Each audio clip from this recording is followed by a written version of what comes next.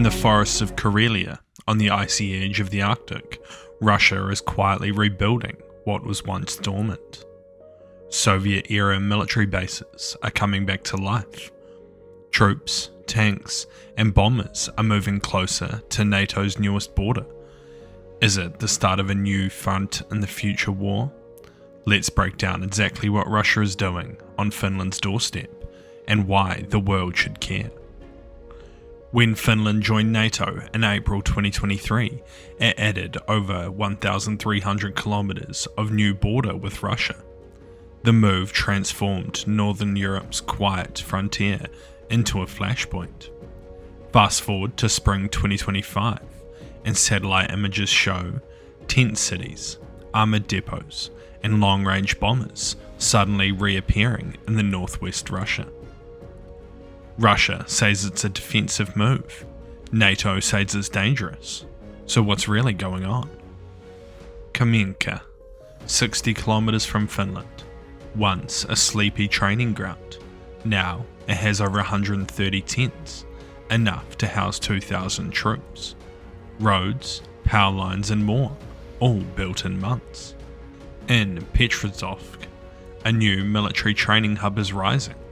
Warehouses for tanks, new barracks, and rail lines pushing closer to the border. It's not just about soldiers, it's about storing and moving armour fast. Then there's the Arctic, like we talked about in a past video. Severomorsk 2, a Soviet airfield, has reawakened. In April, it just had helicopters, but by May, Tu-95 strategic bombers and fighter jets. This doesn't appear to be a defensive move.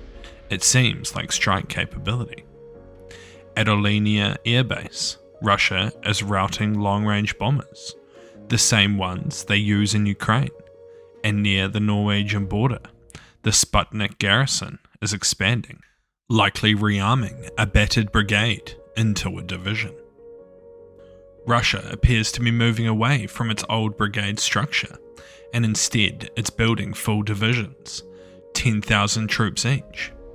Right now, NATO estimates Russia could have 5 divisions and an entire new army corps in the northwest.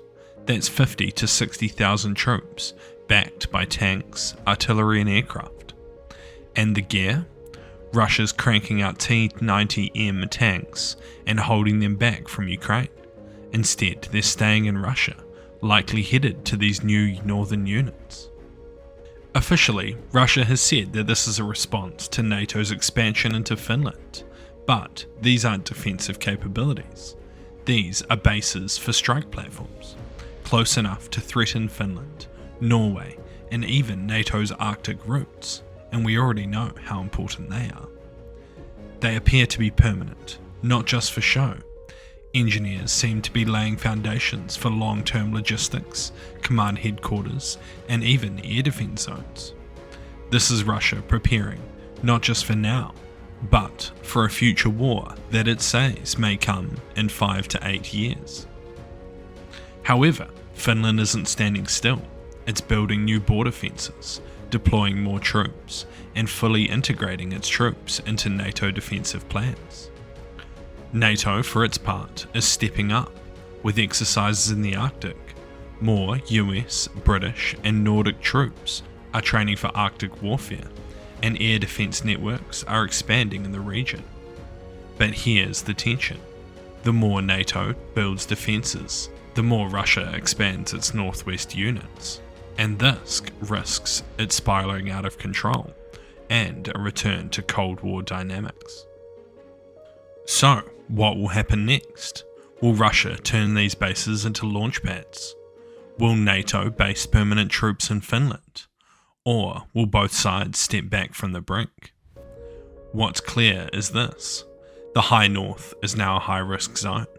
What was once forest and snow is now the global chessboard of the 21st century. This story is far from over, and the next chapter may not be written in Moscow or Brussels, but on a snowy ridge deep in a forest. If you want to keep up to date with rising tensions around the European theatre, Make sure you subscribe for our weekly videos and follow us on our other socials. Thank you for supporting the channel. I've been your host Daniel, and I'll see you next week. See you!